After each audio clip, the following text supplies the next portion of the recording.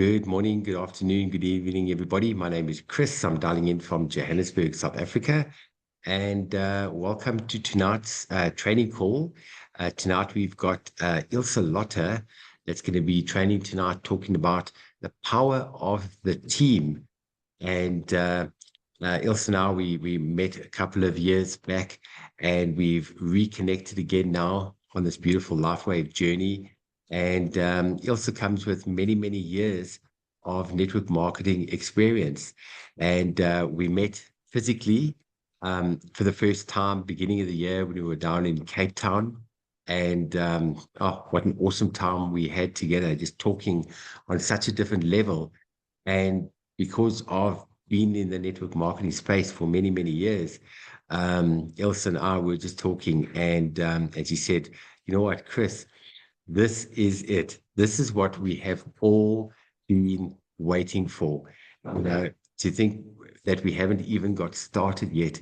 We're right at the beginning of something so, so special. And Ilse did such a beautiful training at the last convention that we had, talking about the power of the team, which is so, so important because, you know, we talk about the things that LifeWave can help you on every single level, mentally, emotionally, physically, spiritually, and financially. But something that is very, very important is the community aspect. And the community aspect is where we're talking about the team, which is so, so important, and the teamwork. So without any further ado, it says Wanda on the call. Ilse is just on another computer, but where it says Wanda, this is Ilse. So Ilse, I'm going to hand over to you. We can't wait to hear what you can be sharing with us this evening. Thank you. Thank you very much, Chris. As Chris was saying, I'm from Cape Town. I'm originally from Pretoria, and it's wonderful to be here. Tonight, I'm on my friend's computer in Johannesburg. So good morning, good afternoon, good evening to everyone.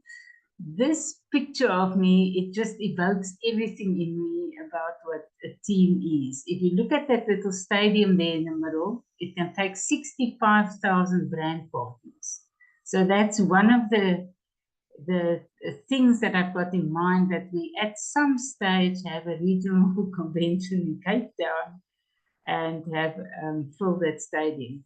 Okay, let me carry on to team. Let me start with the slideshow here. Okay, so there's the stadium. Now the team is everything. Before I came up to Johannesburg the last time, I was asking Charles, one of the people in our team in Cape Town, what does team stand for again? There's an acronym that everyone knows. Now it is together, everyone achieves more. So the individual assets and benefits that people bring to a team get enhanced with the team if it's a team that works well together.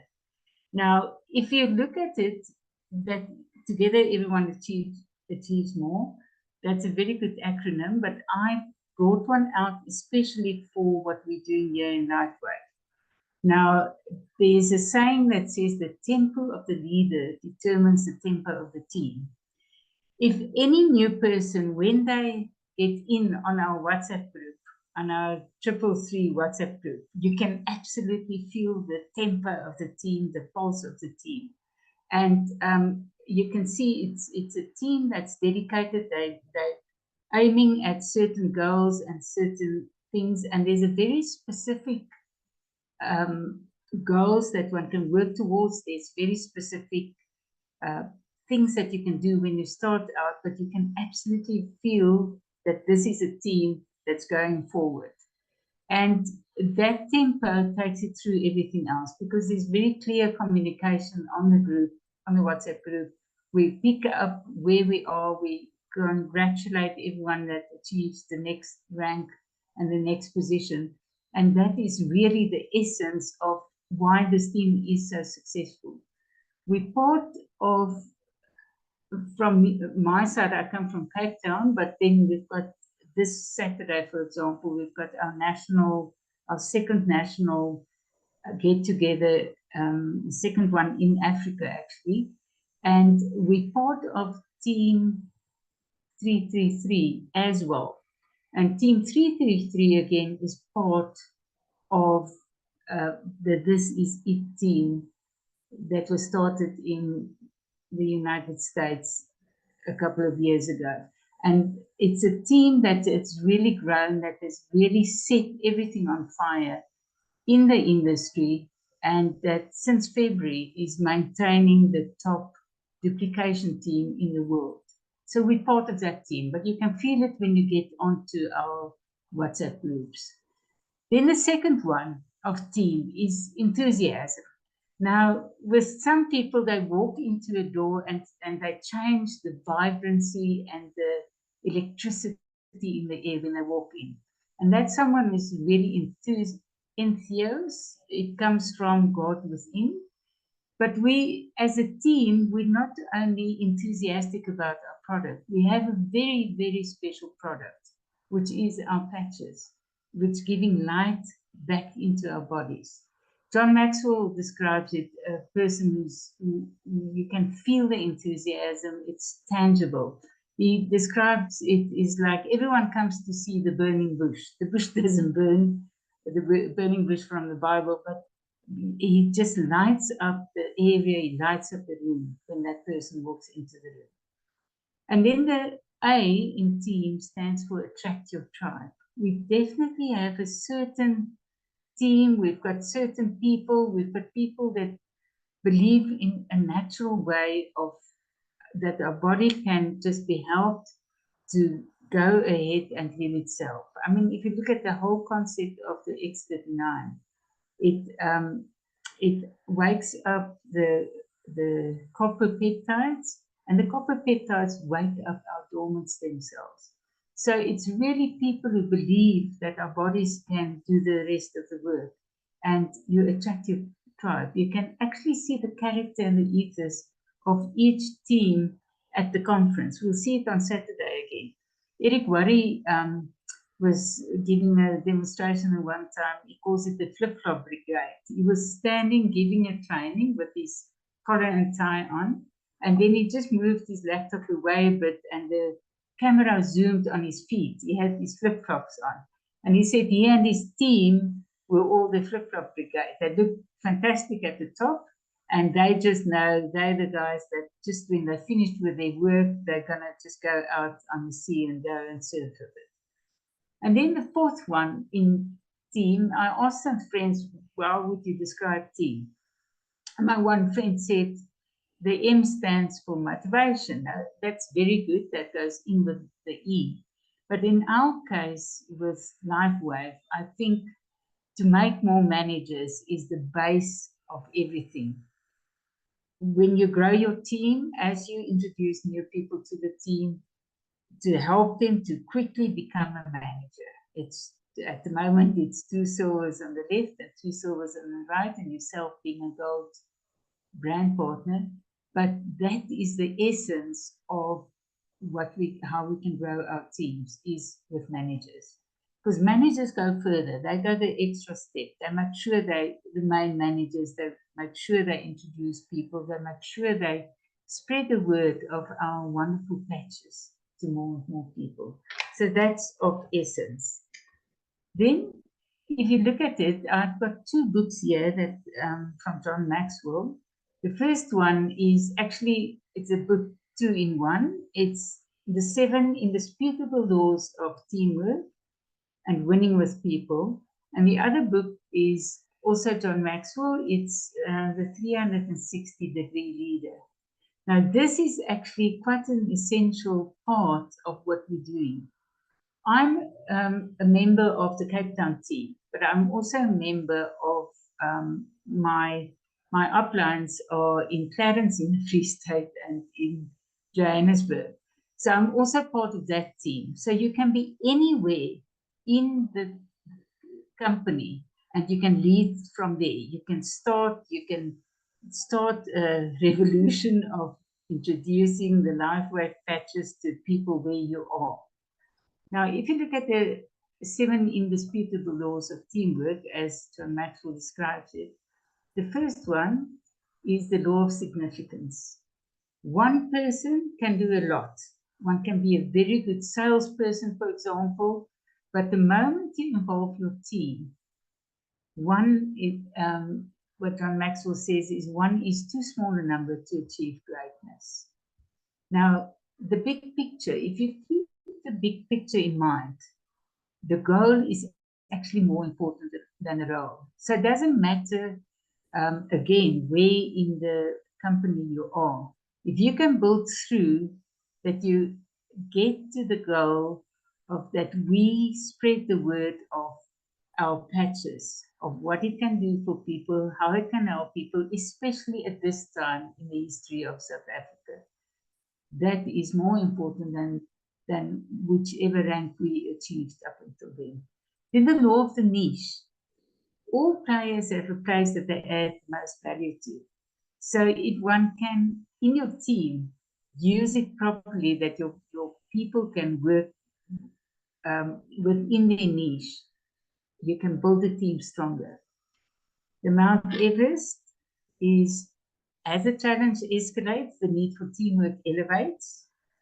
And then the chain, again, the one that we all know, the strength of the team is impacted by the weakest link. And then the law of the catalyst is to be the catalyst, be the one that brings change. Right, I'm not going into detail into everyone, but let's have a look at this one. John Maxwell calls it accountability, where he says teammates must be able to be able to count upon each other when it counts. That we know we can, if we need it, if someone needs desperately a X39 sleeve or a X49, that we're there, that we can phone each other and help each other out. That becomes part of the ethos and what we do for each other. And the price tag of a team. If the team failed to reach its potential, it fails the price tag. It doesn't get to its full potential. The scoreboard, the team can make adjustments when it knows where it stands. It's actually good to keep a scoreboard going. Sorry, I just want to get back to this. The score, it's important that your team members are clear on what is expected, on what they need to do forward. Then the bench. Great teams have great depth. If you've got your first managers and you've got managers upon managers upon managers. Steve Merritt actually showed it so beautifully on the This Is It conference, where he showed you've got the perfect vision of at least 20 people in your left team of your binary and 20 people in your right team, because then you would help people to create manager upon manager upon manager. That is depth in your team. It's also in the depth of your team that you would go and work. Then number 13, that he calls the irrefutable laws of teamwork, is identity. Shared values define the team. Our team 333 is actually an incredible team. The news coming from corporate to the team is immediate. It's all there. The Saturday promotion is there. It's organized. It's in the finest detail. The communication, number 14, is absolutely the instruction fuels action, because the instruction from our team is clear. Our whole toolbox that Chris designed and worked on for hours and weeks and months is exactly that. The communication from that toolbox. Anyone can start. It's a start and play. It's a slot and play. Then the edge. The difference between two equally talented teams is leadership. John Maxwell says that everything in teamwork depends on leadership. Everything rises and falls on leadership. So if you've got two fabulous teams, for example, in soccer, competing against each other, it's the leadership of the person who can think on their feet right there and then, who sometimes make the one team beat the other team, even if they're both very talented. Then the 16th one that he describes, the law of high morale. when you're winning, nothing hurts. Some of the Springboks were saying that they were hammered on Saturday in the match, but they were winning. So it doesn't matter if they've got a blue eye or a little bit of pain here and there, because they are winning. So if one goes forward, you go with the full communication of what to do. People go forward and they excel in what they're doing. Then the 17th, the law of dividends. Investing in a team compounds over time. At the beginning, one has to put in a lot of effort. You introduce a lot of people, you speak to a lot of people, you drink a lot of coffee, you have a lot of Zoom meetings, but the law of dividends start to compound and the graphs start to grow up. So it's really just keep on keeping on. Okay, let's have a look at Winning with People. This is the second book that was taken in this one, where he describes team. There he talks about principles, and he's got 11 principles there of how to win with people. Now, again, as I say, I'm just highlighting what he's using there. You can have a look at the book. It's still available. I saw it on Amazon and on Google Books, where you can read it. There's some summaries as well. But the first one is the lens principle. Who we are determines how we see others. So it's another skill that we learn of.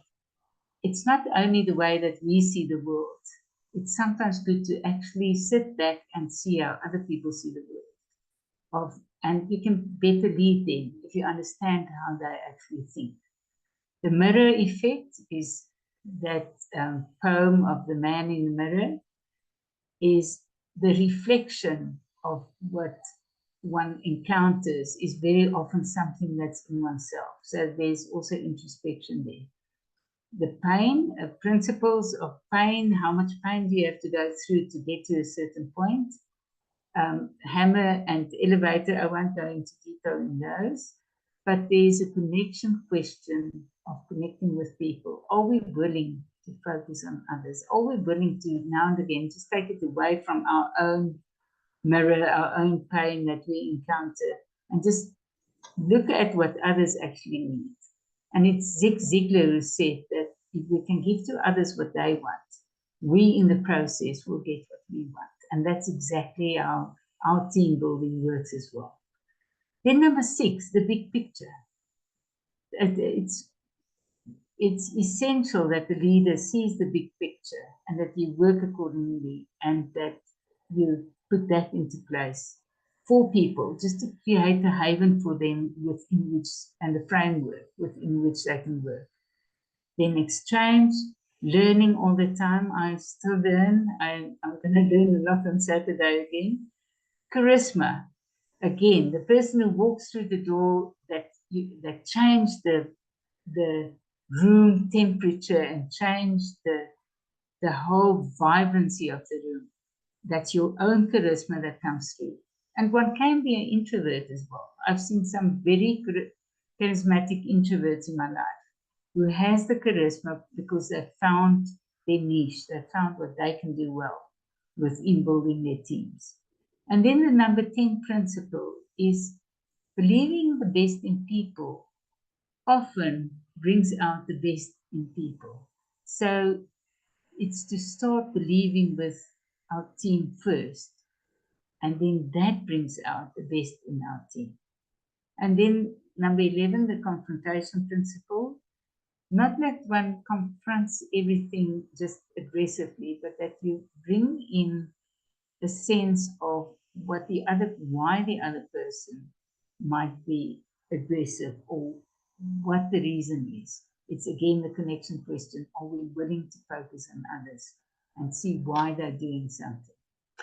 Right, then this is the first book with the 2 volumes.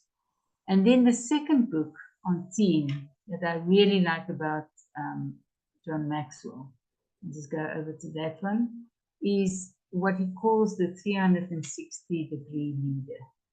Now, he said there's 7 myths of leading from the middle of an organization. A lot of people don't think that they can be a leader if they're not at the top yet. So the first myth is the position myth. I can't lead if I'm not at the top yet. One can be a leader in your position where you are, to just do what you need to do for the team as good as you can. It's amazing how sometimes there's an established team already, and then there's a new person coming in and they take it and fat and fluffy and they run with it. And so you can be anywhere in the team and really make it count, make your leadership count, really bring, because the more people who are expanding on their leadership within the position where they are, the greater the team becomes. It's like John Maxwell also says in another book of his that eagles flock together. You haven't got a few sparrows or a few, it's not sparrows flying with the eagles. It's eagles flying with eagles, but they're also individuals. The eagle isn't just a team player. They can fly together, but they won't fly with the sparrows. They will fly with the eagles, and they will set the tone and then will take it forward. So when you work with your team, you need to step out and make your position wherever you are in the business count. So the 7 myths that are there is that people say, no, I can't lead if I'm not at the top. It's a myth, says John Maxwell. The destination myth. Once I get to SPD, then I will be able to lead the team. But you need to start leading your team that you grow into leading bigger teams. The influence myth. Okay, when I've reached a certain level, I'll have more influence. You start now. You start working on every single thing. You start learning. You start putting it into practice. Inexperience myth. Charles always talks about it's inexperience on fire. You know, if you just have the enthusiasm for what we're doing here, what we do with these patches, you expand on that. Even if you're not experienced yet, people will feel your energy and you will bring influence to the patch, to what people need to hear about the patch. The freedom myth.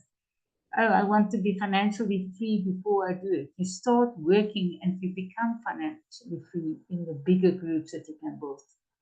The potential myth and the all or nothing myth. It's not all or nothing. It's actually a step in the right direction, and it's a gradual stepping into it and becoming the person that you need to become. And then there's myths, but there's also challenges. The tension challenge.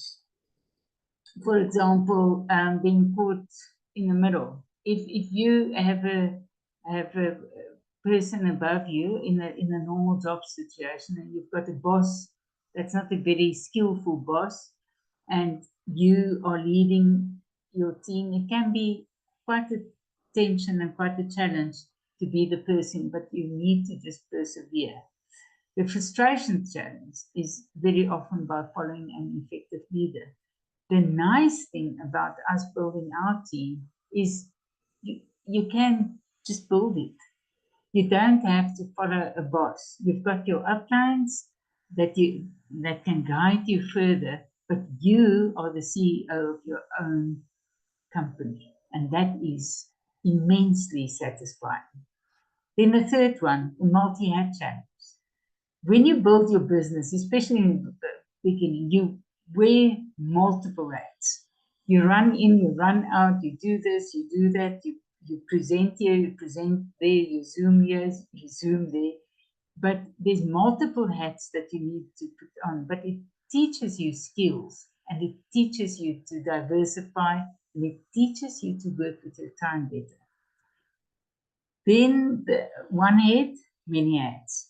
The ego challenge. You're often hidden in the middle. You know, if you learn that it doesn't matter that no one sees what you're doing, you just need to carry on till you get to a point where your momentum starts getting in. And it's, you just keep on keeping on. The fulfillment challenge. lead from the front or drive from the back. Sometimes you don't, you need to lead from the front. You need to show, you need to start your own Zoom calls. You need to do your three-way calls with your people. You need to do all those things. But sometimes drive from the back is encouraged. Then you encourage your people as well. So it's, again, multiple hats. And then the vision challenge.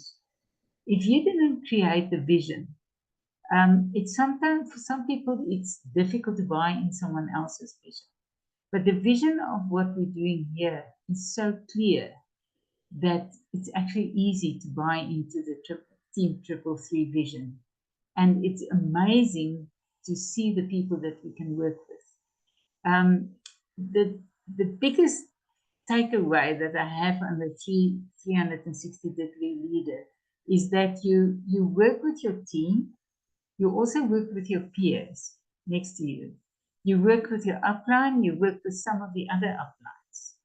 And the more your skills improve and the better you get at it, the more opportunities you have to work with your peers, to work with your team, to work with your peers, to work with your upline, and to work with other uplines. And that's the beauty of this team, is that the uplines work together. Everyone works together. And the whole ethos of this whole team is that we all work together. If you look at our Saturday meetings, our live Saturday meetings, there's a meticulous, we fill out a little form. If you invited someone, one of my ladies from Polokwane's sister went to the Pretoria meeting. She filled out the form. Everyone knew exactly she belongs to the group in Polokwane. You know exactly where you are. So we can work with each other's teams. Maria on the group is,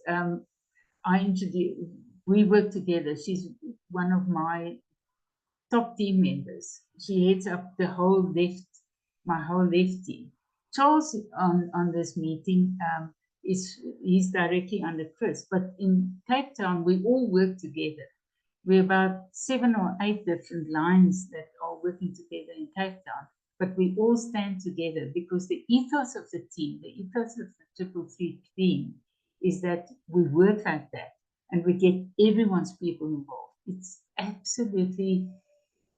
absolutely awesome to just know that you can send any of your people to any of our live meetings, and they will be welcomed by one of the top leaders in that city, and we can work that way. It's really, I don't think it's something we look at every day, but it is really, even in the network marketing industry, it's not common to find that the whole team can work together.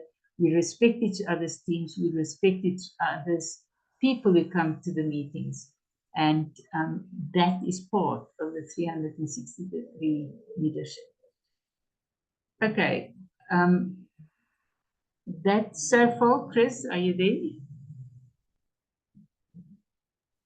Yes, I'm right here. I was busy quickly making notes while you were talking.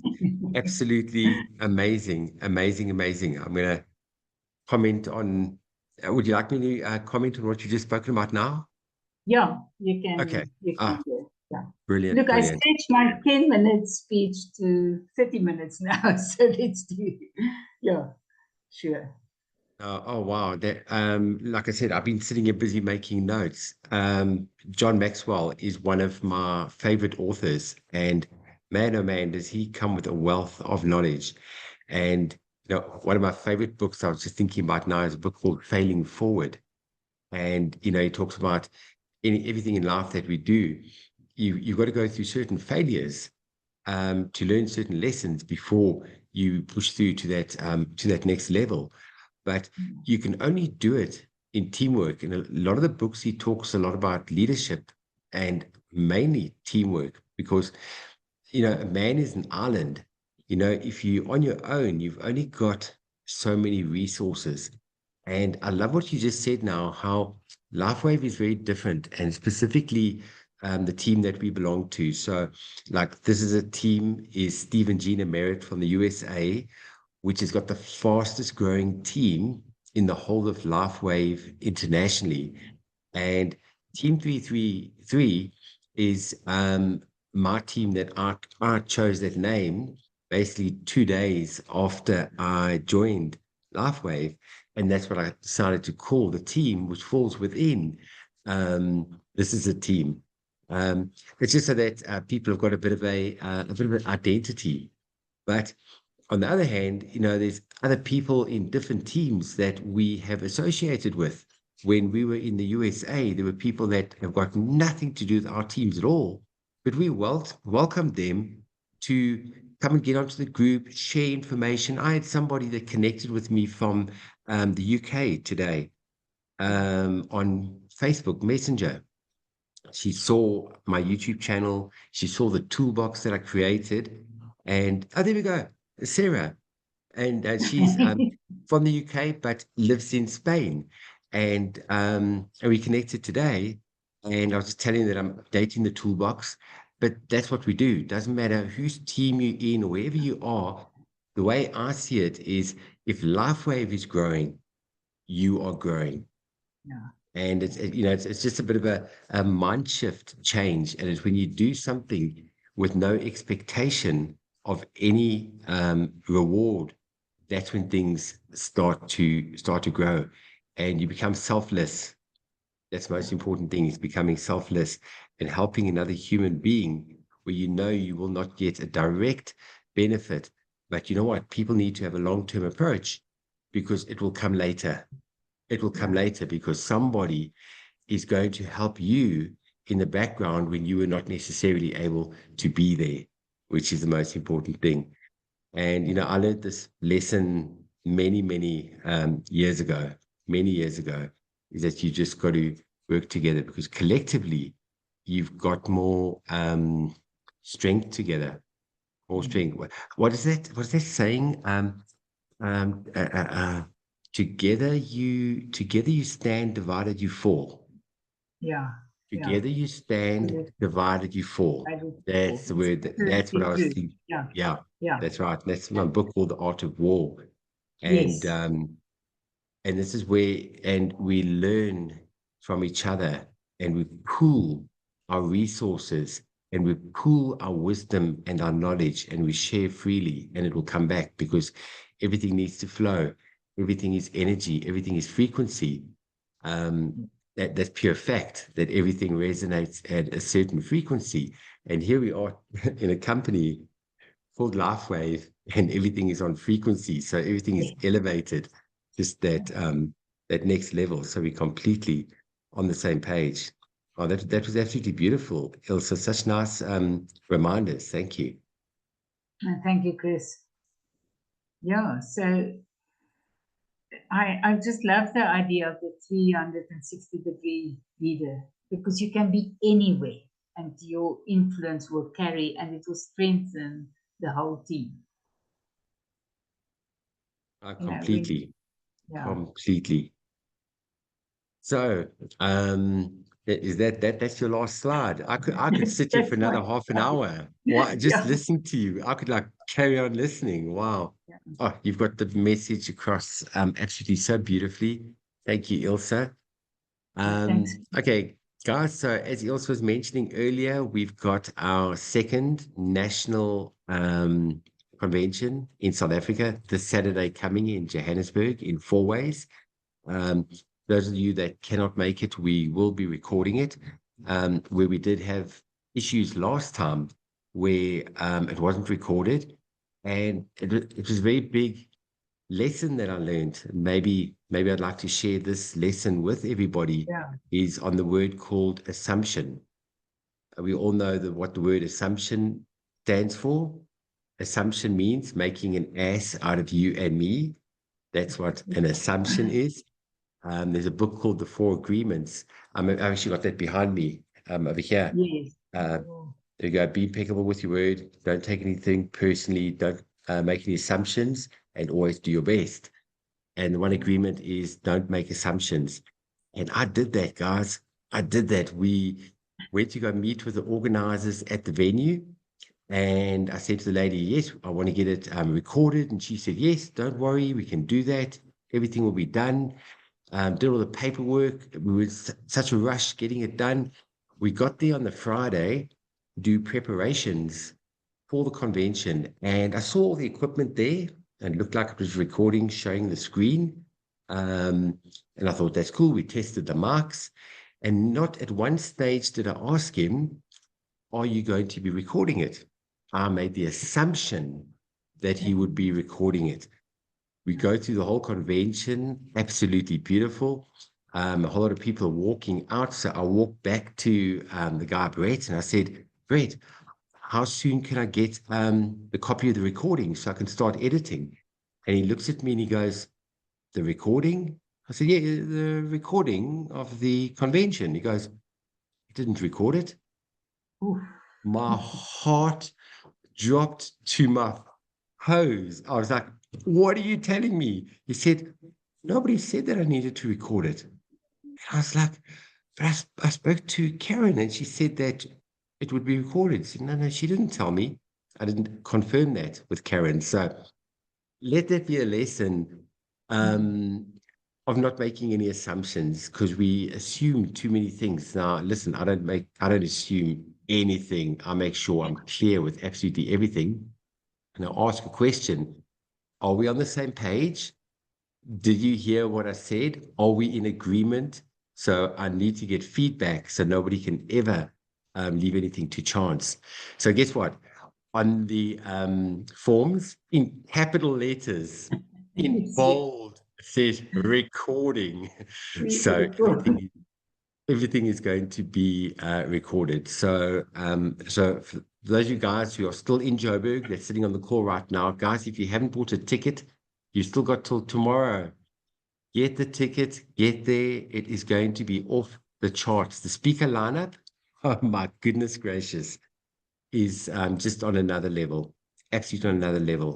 People are going to learn so much. You're going to get so many nuggets. You know, you can walk out of that convention. If you walk away with just one thing that you can use immediately, it will make the biggest difference in your life. And a lot of practical stuff that we're going to be talking about. I'm not going to say anything. I'm not letting any cats out the bag. I was working till 3 o'clock this morning, putting the master PowerPoint presentation together. I went to sleep at 3. I was up at 7. I've hardly had any sleep. My eyes are literally square at the moment. That master file is 192 pages. So guys, imagine putting 192 page PowerPoint slideshow together, putting it all together. That's what I've been doing in the background. So, and we just met with George. George is here from Spain. He arrived this morning. We had dinner with him this evening, finished dinner quickly, got back here, got onto the call. I've got video editing, got be meeting tomorrow morning at the venue. So a lot of things that we're getting ready. So, one little thing that just popped in. Go for it, To Ilse. say if the team must jump in and help you with anything, but we'll see you tomorrow afternoon with the preparations.